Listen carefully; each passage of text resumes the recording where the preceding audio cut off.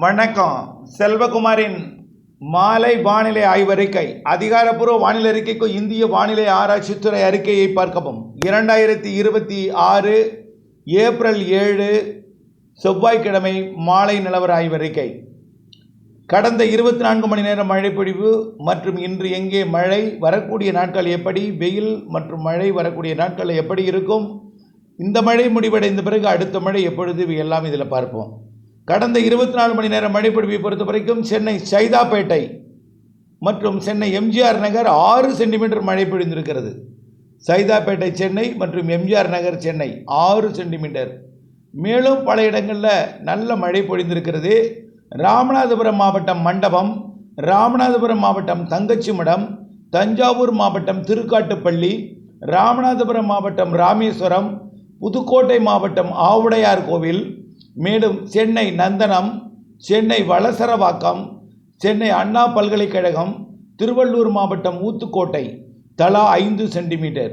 சிவகங்கை மாவட்டம் காரைக்குடி, சென்னை வளசரவாக்கம், சிவகங்கை மாவட்டம் தேவக்கோட்டை, சென்னை வளசரவாக்கம், அடுத்தபடியாக வேலூர் மாவட்டம் மேலாலத்தூர், சென்னை அடையாறு, புதுக்கோட்டை மாவட்டம் அறந்தாங்கி, கன்னியாகுமரி மாவட்டம் இரணியல் 4 சென்டிமீட்டர்.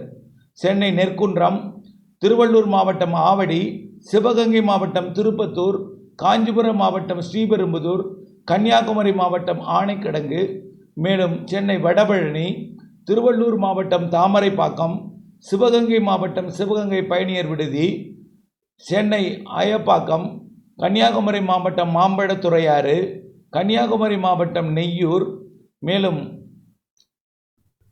ராமநாதபுரம் மாவட்டம் பரமக்குடி தலா 3 சென்டிமீட்டர்.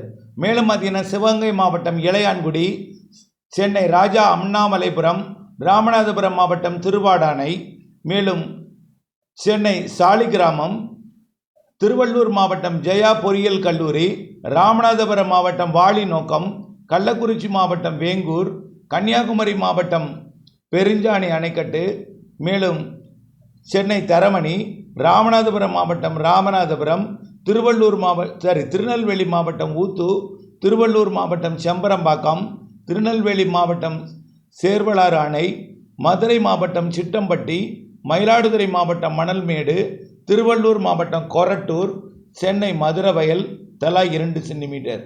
மேலும் மீமிசல், ரிஷிவந்தியம், பூண்டி, நுங்கம்பாக்கம், புத்தன் அணைக்கட்டு, அமைந்தகரை, வெம்பக்கோட்டை, நாலுமூக்கு, பெருங்குடி, திருவள்ளூர், தக்கலை, சுரளக்கோடு, குருத்தங்கோடு, ஆய்க்குடி, புதுக்கோட்டை, மேலும் ஸ்ரீவில்லிபுத்தூர், அடையாமடை, சாத்தூர், காக்காட்சி, மேலும் ராமநாதபுரம், திருவண்ணாமலை, செம்பரம்பாக்கம், தாம்பரம், கொரட்டூர், கமுதி, தீர்த்தாண்டதனம், நகுடி, அருப்புக்கோட்டை, குன்றத்தூர், மேலும் மோலிவாக்கம், வட்டானம், மணமேல்குடி, காரியாப்பட்டி, உளுந்தூர்பேட்டை, கமுதி, கொட்டாரம், பாலமோர், எட்டயபுரம், திருமயம், புழல், கும்மிடிப்பூண்டி, அரிமளம், சிவகாசி இவெல்லாம் 1 சென்டிமீட்டர்.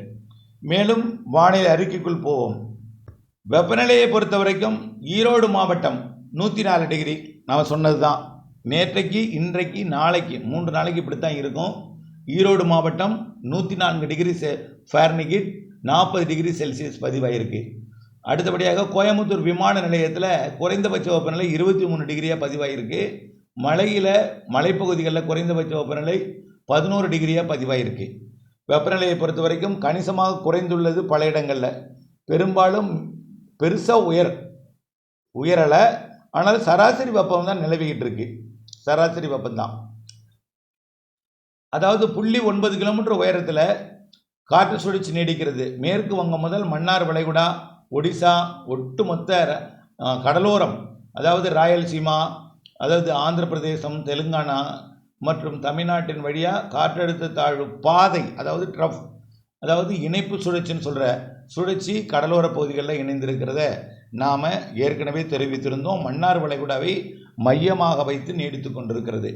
இப்போது அரபிக்கடல் காற்று குமரி முனையை சுற்றி தமிழ்நாட்டின் தரையேறுது.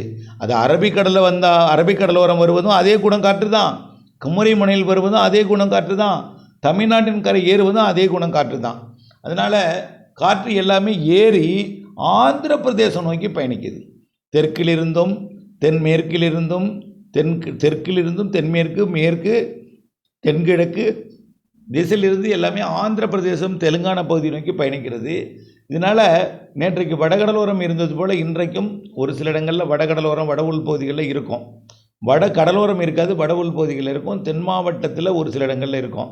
இன்றைக்கு பெரிதாக உறுதிப்படுத்த முடியல. ஏன்னா வெப்பத்தால் லேசாகி மேலிருந்து எல்லாமே ஆந்திர பிரதேசம் நோக்கி போயிட்டுருக்கு. எல்லாமே நிலையற்ற காற்றாக இருக்குது, நிலையற்ற வானிலை அமைப்பாக இருக்குது. அதாவது செட்டிங் சரியாக இன்றைக்கும் செட் ஆகலை.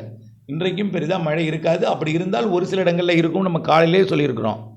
இப்படித்தாங்க ஒரு சில இடங்களில் மழை இருக்கும். நேற்றைக்கு பெரிய பட்டியல் படித்தோம். அதெல்லாம் நேற்றுக்கு காலையில் பெய்த மழை. நேற்று முன்தினம் அதிகாலையில் தொடங்கி நேற்று காலை வரை ராமநாதபுரம், சிவகங்கை எல்லாம் போய் பெய்தது. நேற்றைக்கு மதியம் வந்து சென்னை பெய்தது. நேற்றைக்கு இரவு திருவண்ணாமலையிலேருந்து அப்படியே கள்ளக்குறிச்சி, விழுப்புரம் வரைக்கும் வந்த மழை தான் பரவிச்சிருக்கிறோம். அதுக்கு பிறகு பெரிதாக இல்லை. இருந்தாலும் வரக்கூடிய 3 நாட்களுக்கு, அதாவது இன்றைக்கு 7, நாளை 8, அடுத்த நாள் 9, 3 நாட்களுக்கு தமிழ்நாட்டின் கிழக்கு கடலோரம், தென் கடலோரம், தென் உள்பகுதிகள், தென் மாவட்ட மேற்கு தொடர்ச்சி மலைக்கு ஆங்காங்கே ஒரு சில இடங்களில் மழை இருக்கும். வட உள் பகுதிகள்லையும் 13ஆம் தேதி வரைக்கும் கேரள எல்லையோரத்துக்கு இருக்குங்க. நம்ம ஏற்கனவே 12ஆம் தேதி வரைக்கும் சொன்னோம், 13ஆம் தேதி வரை இருக்கும். ஆனால் பெருசாக எல்லா இடங்கள்லையும் பெய்யாது. நீலகிரி, வால்பாறை, இப்படி ஆங்காங்கே கன்னியாகுமரி, திருநெல்வேலி, தென்காசி எங்காவது ஒரு சில இடங்கள் இருக்கும்.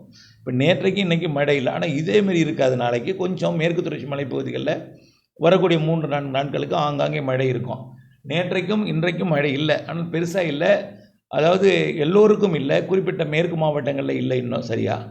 நாளைக்கு கொஞ்சம் கிடைக்கும், ஆனால் பெருசாக எல்லோருக்கும் கிடைக்காது. ஆனால் உப்பார் அணையில் கிடைச்சது போல், உப்பார் அணைக்கட்டு பகுதியை ஒட்டி கிடைச்சது போல் ஒரு சில இடங்களில் மேற்கு மாவட்டங்களில் நாளைக்கு, நாளைய மறுநாள், அடுத்த நாள், அதாவது 8, 9, 10 தேதிகளில் கிடைக்கும்.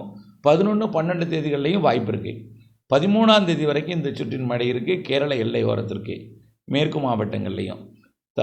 வங்கக்கடலோரம் 8ஆம் தேதி வரைக்கும் தான். இன்றைக்கி 7, நாளைக்கு 8, வேணால் 9ஆம் தேதி வரைக்கும் ஒரு சில இடங்களில் வட உள் பகுதிகளில் வடகடலோரம், டெல்டா எங்கேயாவது இருக்கலாம், தென்கடலோரத்துலையும் இருக்கலாம். ஆனால் பரவலாக பெருசாக இருக்காது.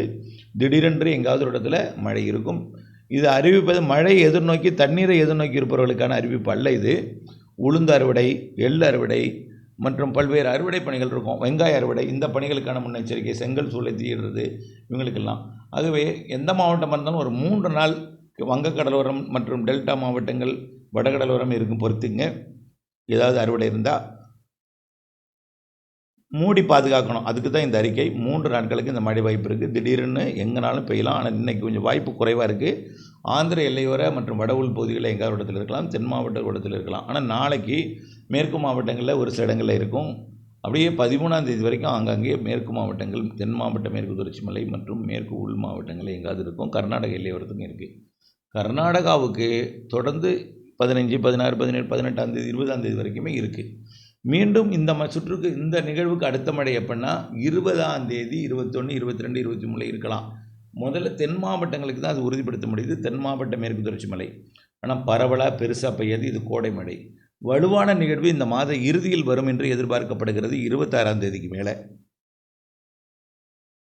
அந்த நிகழ்வு வந்தால் மாத இறுதி நாட்களில் மழை தரலாம்.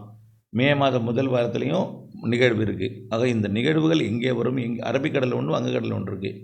ஏப்ரல் இறுதி, மே முதல் வாரத்துலையும் இருக்குது. மே இறுதி வாரத்தில் வலுவான நிகழ்வும் இருக்குன்னு ஏற்கனவே சொல்லியிருக்கிறோம். ஆகவே அதெல்லாம் ஆய்வில் இருக்குது. இந்த மழை ஒரு 3-4 நாட்களுக்கு, 3 நாட்களுக்கு வங்கக்கடலோரமும், உள்ளே ஒரு 4 நாட்களுக்கும் மேற்கு தொடர்ச்சி மலையில் 13ஆம் தேதி வரைக்கும் ஆங்காங்கே ஒரு குறைந்த பரப்பில் மழை இருக்கும். இணைந்தே இருங்கள் அப்டேட்ஸுடன். நன்றி.